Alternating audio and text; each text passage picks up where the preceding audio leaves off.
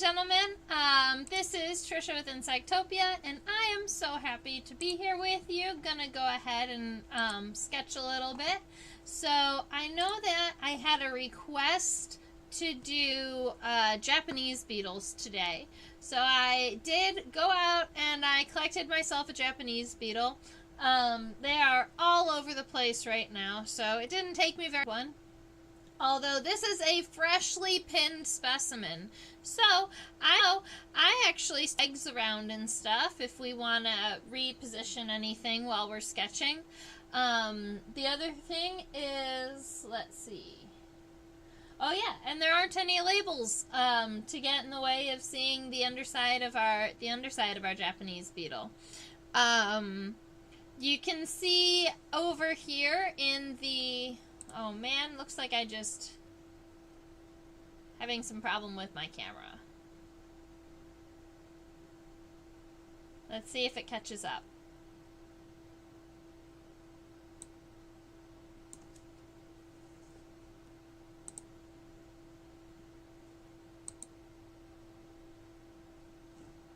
Alright, so I hope my audio is all, my video is getting a little.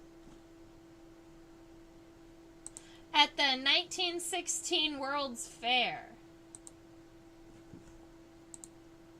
I think I just disconnected and reconnected, but it looks like all of my cameras are back in operation, and might still be a little pixelated. Hopefully the screen catches up. That's done.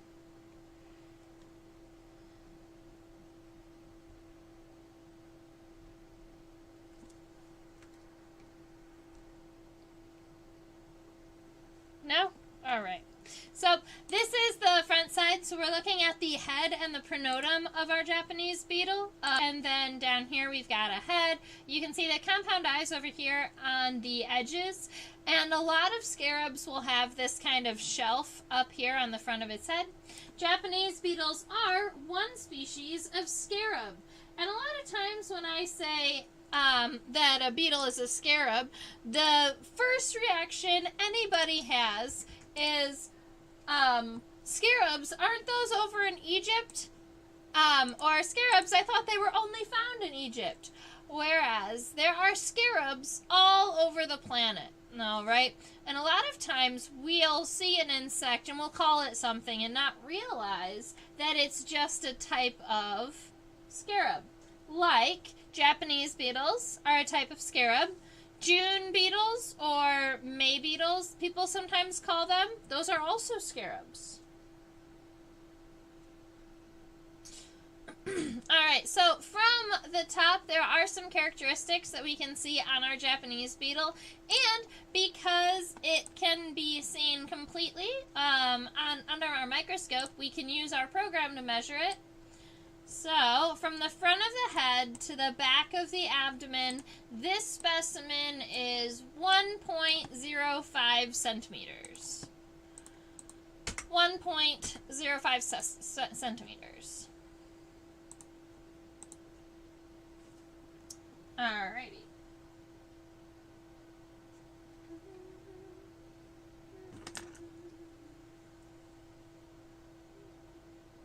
Trying to get that we had a little hair on my Japanese beetle, so I have a paintbrush that I sit next to me that I'll sometimes use to help brush dust and hair and stuff off of the specimens.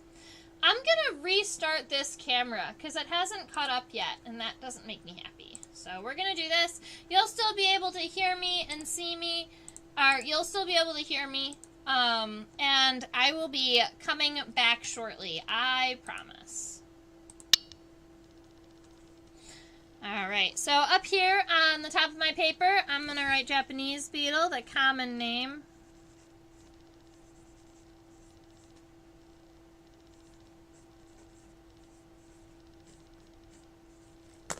And then our scientific name is Papillia japonica.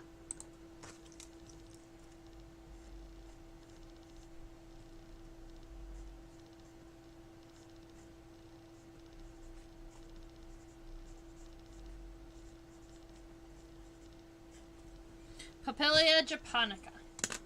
Alrighty. Let's see if I can get this camera back up.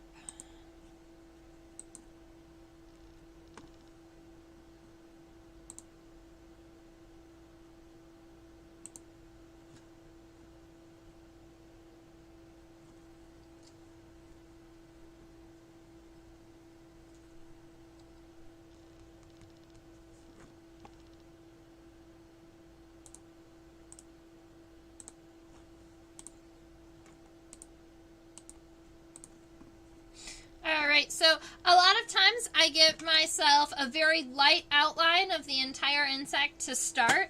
Our head, it is tilted down a little bit, so it isn't as easy to see. But if I get Terry here to help us out, the head is way up here. It looks like this little sliver up here on the top. And then this larger first segment, this is the pronotum. That's the first segment of our thorax. At the end of it is where you can see the wings or the elytra are connected, and the first pair of legs will be connected there. We have, these are our elytra on the left and on the right. Those are our first pair of wings for my beetle. Aha!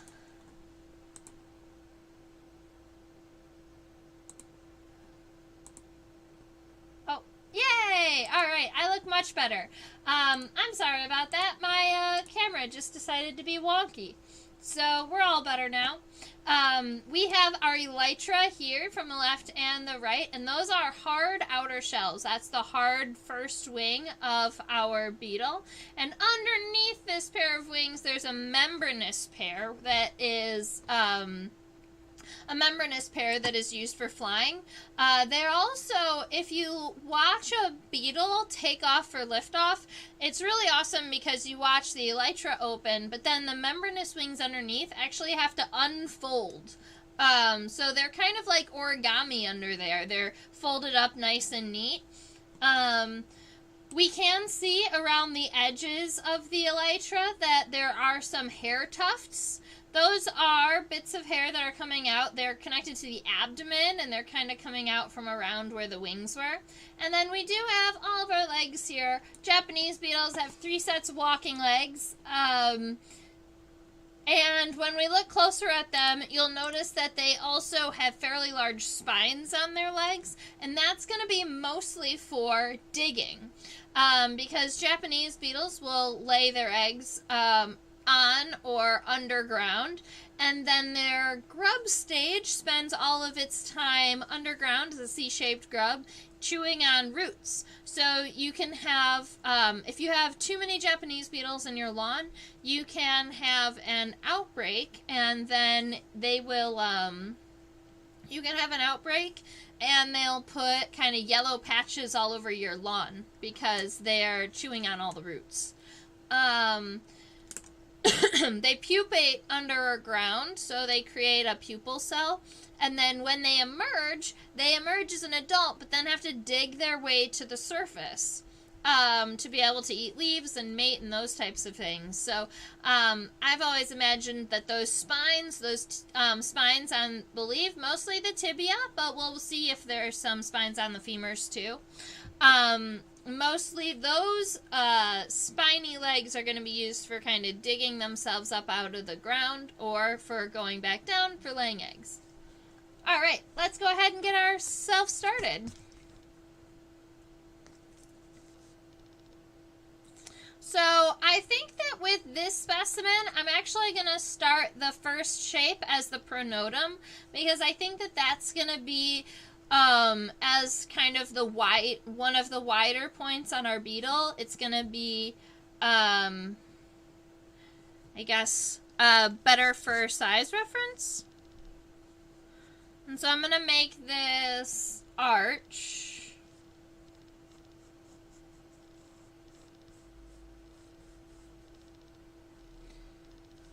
And then I'm going to play with it just a little bit. I think that what I need to do is, hi, welcome. We just got started sketching my Japanese beetle. So I'm getting started sketching the pronotum of my Japanese beetle, and then I'll go ahead and I'll add the head. I'll add the head on. It's funny.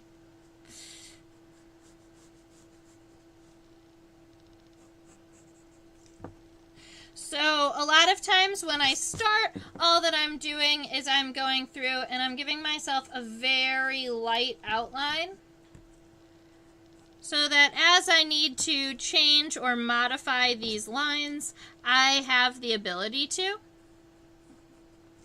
Alright, so that's what I'm going to call the pronotum. It is right here. We spell pronotum like this.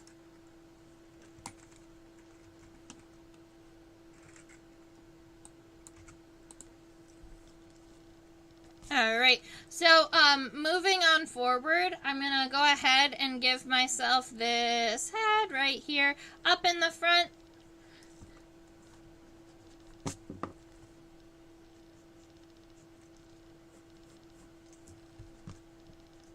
There we go. So when we're looking at this is our very light kind of first outline, so we're not too far in. And as we move down the body, we're just going to go ahead and give ourselves these basic shapes, and then we'll zoom in and we'll really check out what the angles on our lines looks like and make sure that stays true to our specimen. Whoa, I got too big. There we go. Alright, so when I'm looking at my Japanese beetle, a lot of times I'm going to be imagining that center line because I want to make sure that my specimen is the same on both the left and the right. So if I'm imagining this very light center line, I now have a place to put the scutellum. That's right here. This is that triangle that's kind of upside down. It's in between the two elytra, or in between the two wings. Gonna look something like that. And then we've got the shoulders of our Japanese beetle right about here. And you can see that at our edges, they don't meet perfectly with the edge of the pronotum. So you're gonna want to make sure that it kind of comes in a little bit before it goes back out. And then they are mostly straight. I'm gonna say that they expand just a little bit. Let's see.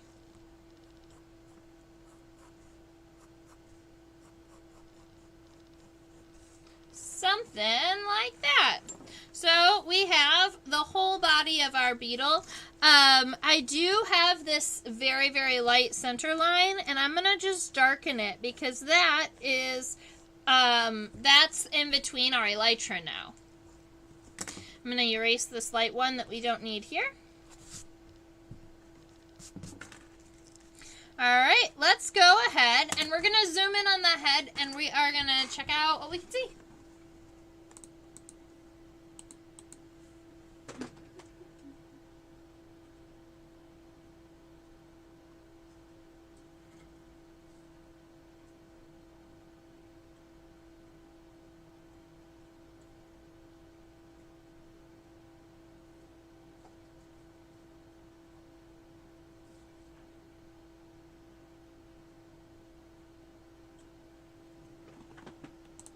Japanese beetles, I know that they're invasive and that they are no good, but look at how beautiful they are. I love the metallic colors. So something that you'll know as we're working with microscopes is that microscopes, the closer you get, the narrower the field of vision. So you can imagine kind of depths of field as individual kind of slices of individual slides or individual slices of reality maybe, and they all stack up, right? So the microscope can only see a narrow field of vision, and so sometimes I have to zoom up and zoom down so that we have the ability to see all of the parts.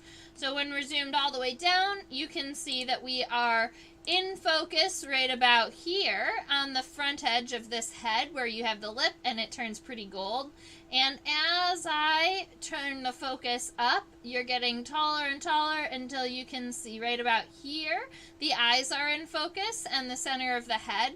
We can see that around the eyes, that it actually has these kind of pretty golden hairs. And then we can keep zooming up and we can focus way all the way up here on the pronotum, and we can look at how the head kind of fits into the pronotum. Now you can see it kind of matches the angles of the head, and that's why when we were looking at it completely dorsally, completely on the top, you were only able to see just a little bit because the head is actually kind of angled down a little bit, and it's using this pronotum as a big, I would imagine that that kind of protects its head to be able to kind of tuck down into it. I know that this angle is slightly different from the angle that we are sketching, but I did want to show you, oh, let's make sure that the focus is maybe on the eyes. Right about there. I did want to show you that. So, I'm going to go ahead and I'm changing this up a little bit because our head is kind of tucked into the pronotum. Although that's not really visible from the angle that's fine. What I'm going to do is I'm just going to make my pronotum a little more flat.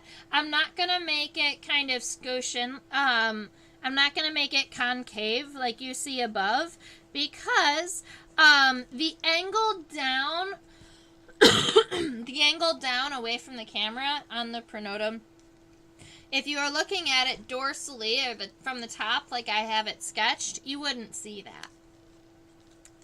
All right. And I'm gonna make the head just a little bit narrower to fit into into this place right here. I'm gonna go ahead and make kind of these parentheses on either side. That's gonna be for the shape of my head, and then it's gonna come in, go out just a little bit. So that's gonna be right here. That is that shelf that you can see on the front of the head. Let's see, something like that. So that's the shelf along the front of the head, and then we're gonna give him or her our compound eyes over here on the left and the right. You can leave a little bit of space up here above the eyes because there is a little bit of green exoskeleton there, green sclerization there.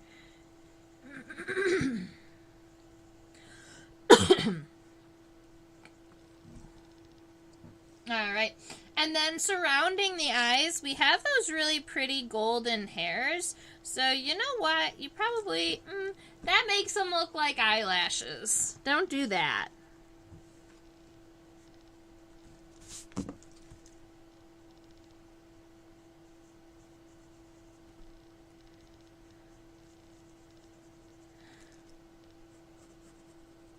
But they do have those really pretty golden hairs, so if you have a better way to show those, you can.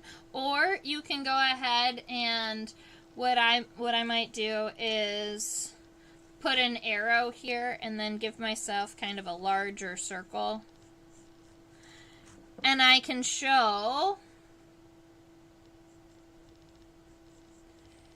the edge of the eye, that I would call the compound eye.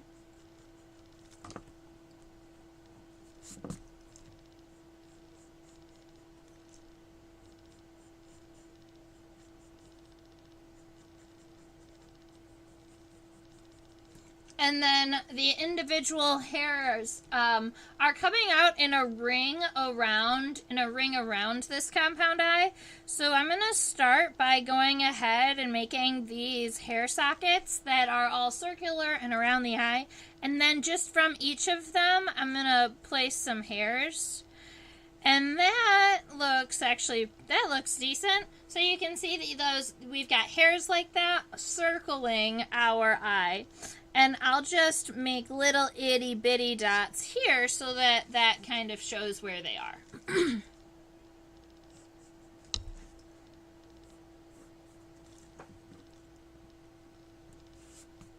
Now, our Japanese beetle is going to have clubbed antenna.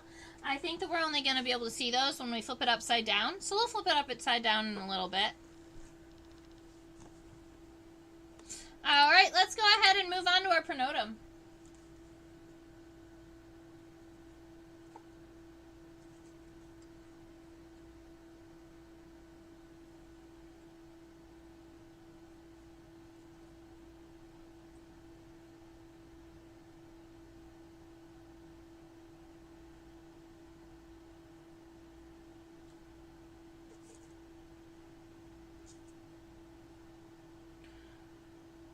So this is our pronotum pretty much in focus. We have what looks like kind of almost metallic green and metallic red.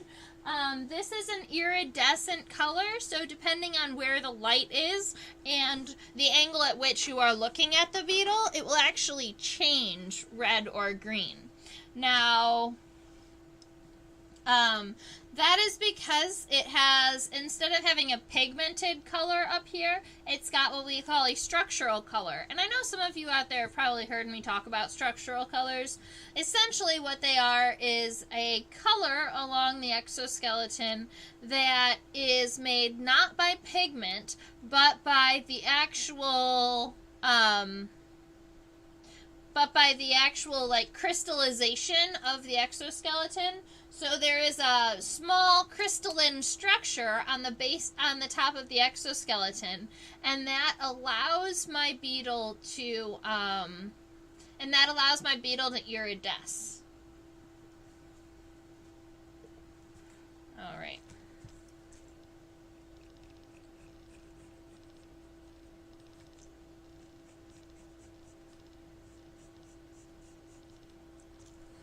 So I'm seeing that there's a little bit of a concavity before we get to the wider part of our pronotum. So when we're going ahead and when we are making our darker lines, go ahead and make it a little bit concave right up here in the top, and then come down and widen it out a little bit. Now, our pronotum does not go straight across. You can see that it does kind of, when it gets to about here, instead of going straight across, it kind of angles down a little bit. So, we're going to have to move that scutellum, it looks like, but, well, we knew it was going to all shift a little bit.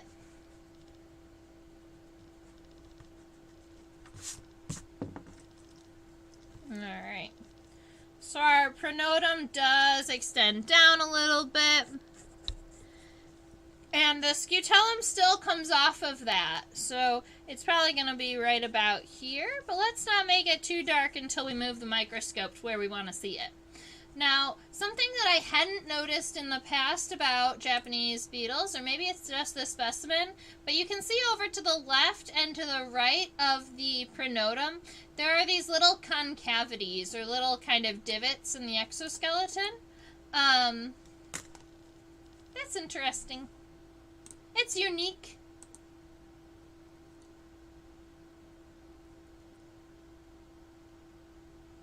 So when we get to the elytra of my Japanese beetle, we are looking at a kind of metallic brown, almost red in places color.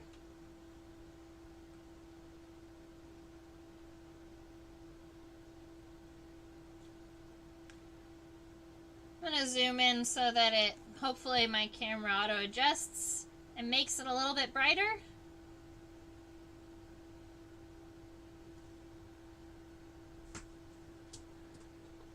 Will this help? No.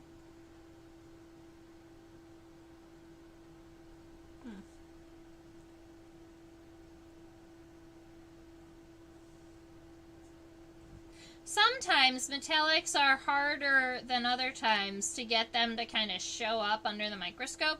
So that's what our scutellum and our elytra are going to look like. So right about here in the center, you've got this triangular piece. It's very dark from this angle, so we might try and shift it up a little bit. But I think it's okay to sketch for right now.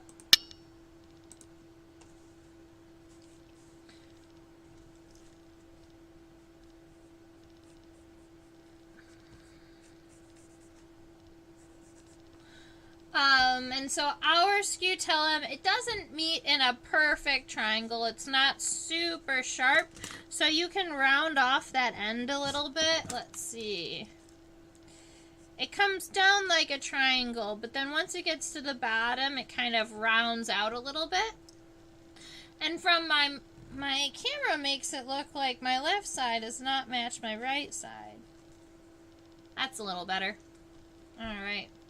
So I'm going to be taking this line and making our elytra now, but what we'll notice is down here, it's not just rounded out on the bottom. The Japanese beetle has these elytra that kind of are kind of flat at the end. They're more, I guess, square. And so we're going to go ahead, we're going to make sure that when we bring our line down, we make it mostly parallel. And then, let's see. Actually, needs to come in a little bit. And it'll hit right about here, I think.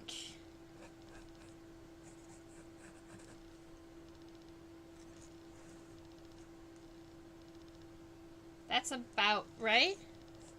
Maybe a little bit lower.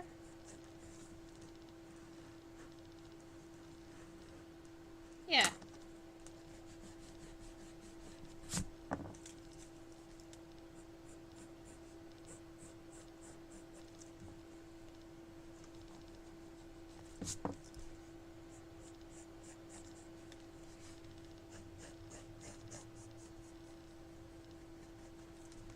So just make sure that the end of your elytra kind of square off like this.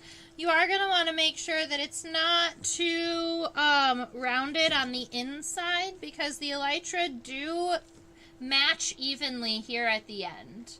Alright, you're going to try and make it as similar as possible on the other side. That's always my favorite part, ha ha ha. It's trying to match one side to the other. I had a student laugh because she said, well, I'm actually sketching on my computer. And so I'm using, she was using like a mirror tool that allowed her to sketch only one side, and it would mirror exactly what she needed on the other. It's like, unfortunately, that's not how it works with paper.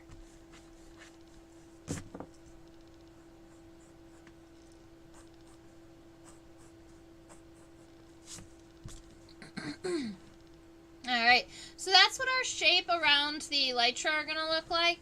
The elytra also have those tufts of hair coming out from around the edges, and we also are going to have, let's just scoot our microscope down a little bit, and we'll zoom in.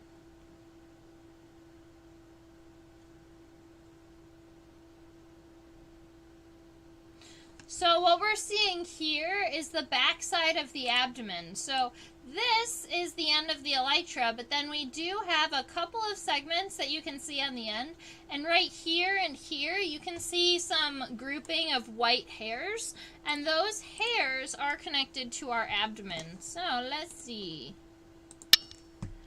Got my sketch here. Underneath the elytra, the abdomen, we can just see a couple of segments. Make sure that it is longest or kind of pointiest right there at the center line. And the center line should be right there where the elytra meet.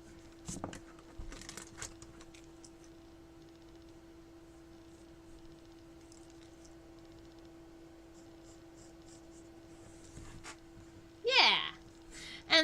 then, so that's the total, and I'm going to split it in half because we have two segments here. Because this segment that we're seeing here, that's where the hair is connected. So we can go ahead and give him some white tufts.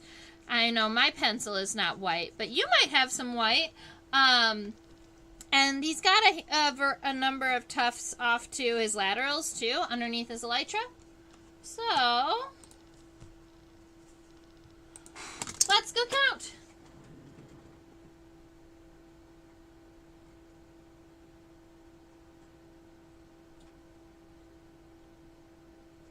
So I think that this is kind of funny.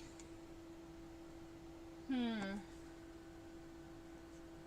just going to look at his edge this way.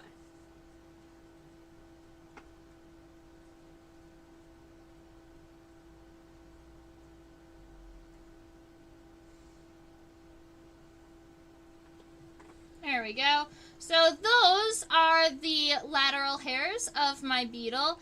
They look like they're kind of connected together and sharp and pointy, but normally they're not clustered like that. This beetle got wet, and so that's why all of the hairs clustered like that all together, was because the water held them together. But normally that would be kind of out and about fluffy, or even make the Japanese beetles look striped. Every now and again, when you're looking at the side of the abdomen, because of those all of those white hairs, you could almost believe that a Japanese beetle was black and white striped underneath.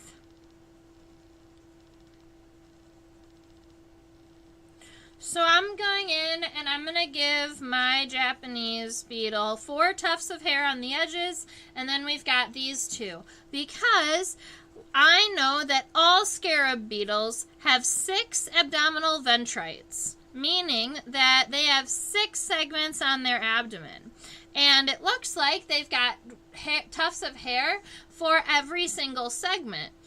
So they're going to want a total of 6, and we've got 2 that we can see after the elytra. 1, 2, and then 3, 4, 5, 6, and that will actually annotate where exactly the abdominal segments are. So we can know from right about here on, that's abdomen, and the first, second, and third segments of the abdomen are in these areas. I'm gonna go and I'm gonna sketch. What I'm going to do is I'm going to sketch the front left leg and the back left leg. And I'm going to tuck the middle leg underneath the specimen. Because normally I would sketch him on this side, but I've got my zoom in of the eye, and I don't really want to mess with that. So I'm just going to be sketching, I think, along my left side. Yeah. So let's go check out his front leg.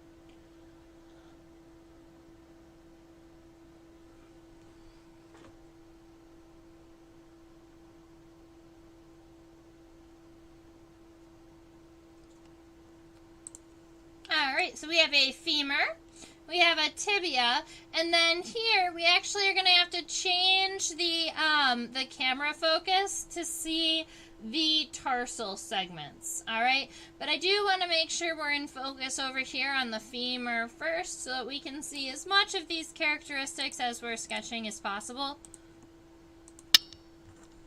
Our femur is coming out right about here.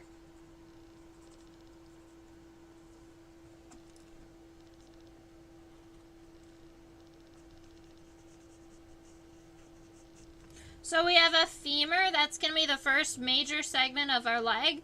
The second major segment we call the tibia.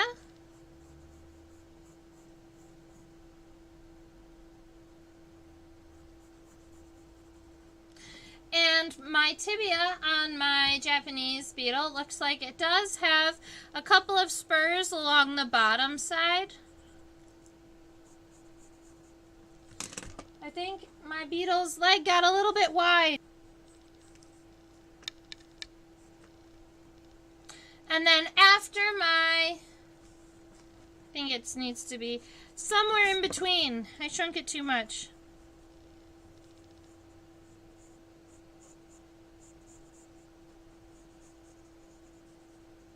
That's better.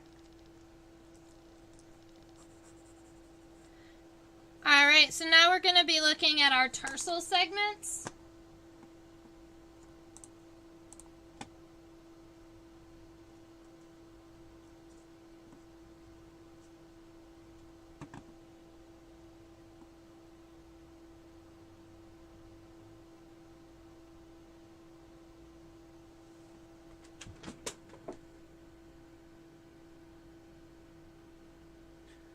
Looks like a total of 5. 1, 2, 3, 4, and then a big one with a claw. So it looks like we're going to have 5 tarsal segments. These 4 up here are kind of are stacked on top of each other. Also, something interesting is on the bottom side of each one of these tarsal segments, there is a spine that's doubled. There's like a double spine on the bottom of each of the, maybe we call them I don't know. There's a double spine on the bottom of all of those tarsal segments. So I'm going to create 1, 2, 3, 4, and then one larger one that's looped, and then our claws. And on the underside of each, we get some spines. Oops. Like that. Sorry, I wasn't sketching with the camera on.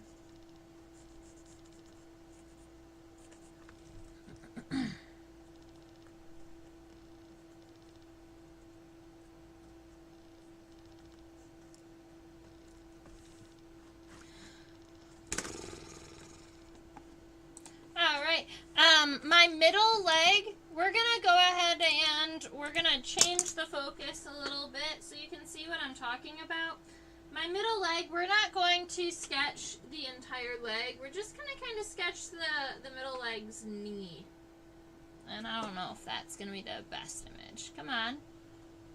Come on.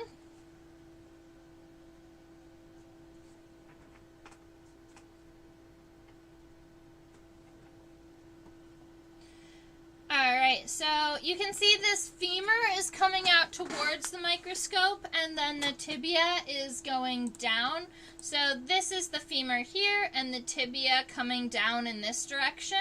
And what we're going to do at least what I'm going to do when I sketch is I'm going to make my femur come out, and then I'm going to kind of tuck the tibia back underneath the specimen, kind of like it was actually walking.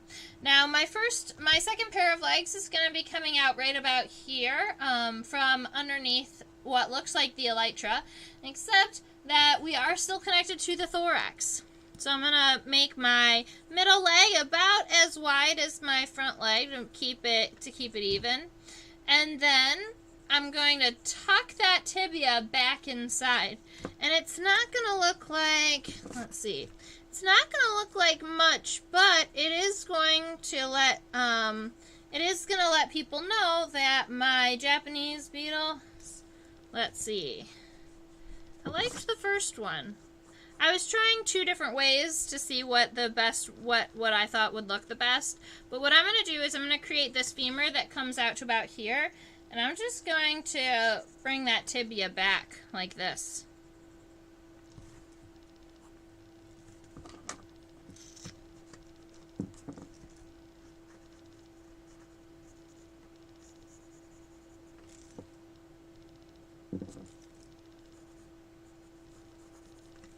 Alright, right, so I've got my first leg kind of out and up like it's trying to reach for something. I've got my middle leg tucked down, and I'm going to bring my hind leg and pull it out and kind of down like this specimen has it. So let's go ahead and scooch these legs over.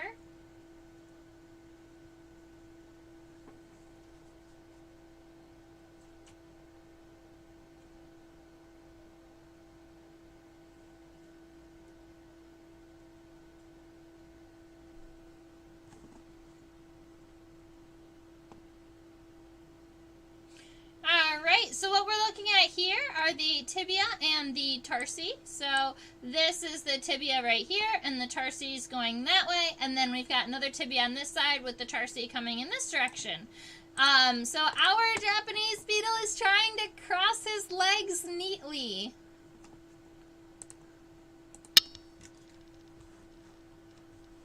So our hind leg should be coming out from right about here. And it's funny because it looks like it's coming out at the abdomen because it's kind of within this, between the first and the second group of hair. But if we followed that femur back up, it should be above this line, right? So if we made this imaginary line where the thorax ended and the abdomen starts, and then we want to connect that hind leg to the abdomen, so that's what it would look like kind of on the underneath. But because we're looking at the top, the only thing that we can see is this little part right here, and then our tibia that comes down. Now, interestingly enough, our tibia that comes down also has those double spines, kind of like the double spines that we saw on the Japanese beetle's tarsal segments. I also like to make sure that the connection between the femur and the tibia is kind of an angle rather than a straight line. So I bring that tibia is actually pretty long all the way down here, and then we're going to start creating these tarsal segments, and they've got 5. So we've got 1, 2, 3, 4, and then a longer one with a loop and 2 claws. Even though these claws, they look like they're kind of together on our picture, they can kind of open up and separate. So right now, the beetle's tarsal claws are like this, and we're looking at them from the side, so they only look like one. But you can open those tarsal claws up so that they have 2 on your image.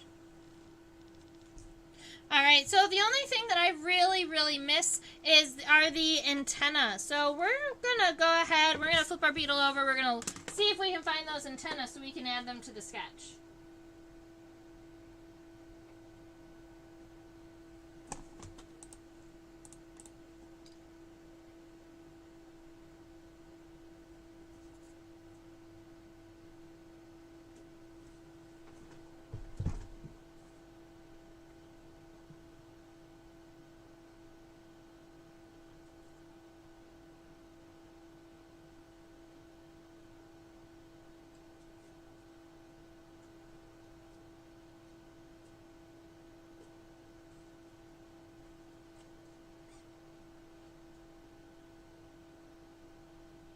There they are.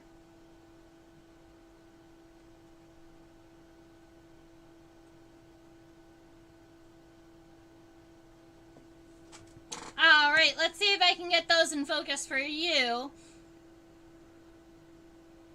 Oh, it's so close. The antenna for our Japanese beetle is actually right about here. And so you can see from the bottom, the ventral, that Japanese beetles are hairier than you might expect, at least for their base body, right? You can see on the top, their elytra don't really have a lot of hair, or they aren't really setose. But on the bottom side, they have stripes and stripes and stripes of hairs. Now, the antennae are clubbed, and they're right here. So they are based here, right at the base of the eye, and then there are 1, 2, I don't know, approximately 5, without looking at the microscope, approximately 5 segments that come along this way.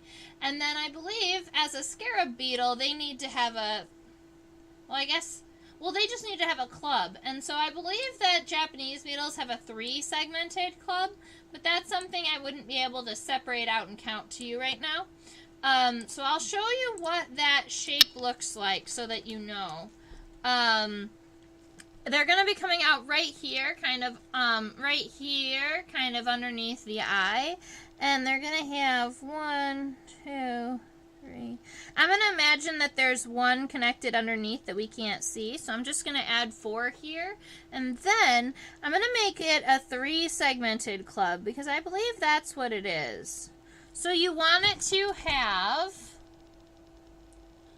I'll go ahead and zoom in on it for you. So if I create a little zoom in, I'm going to zoom it in this way. Between the first and the second pairs of legs.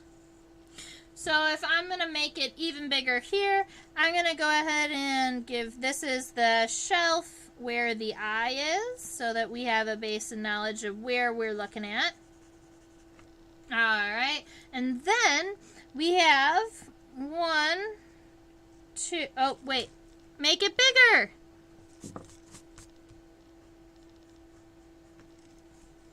We have 1, 2, 3. I'm gonna get rid of this circle. 4. And then from here, from these boxed segments, we're creating kind of this orb-like segment. So you can even kind of make that club, and then you want to put 2 lines in it, because it's actually a 3-segmented club that can open and close.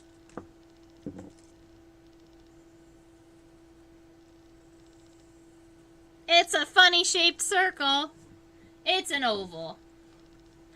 It's imagine this was zoomed in this way.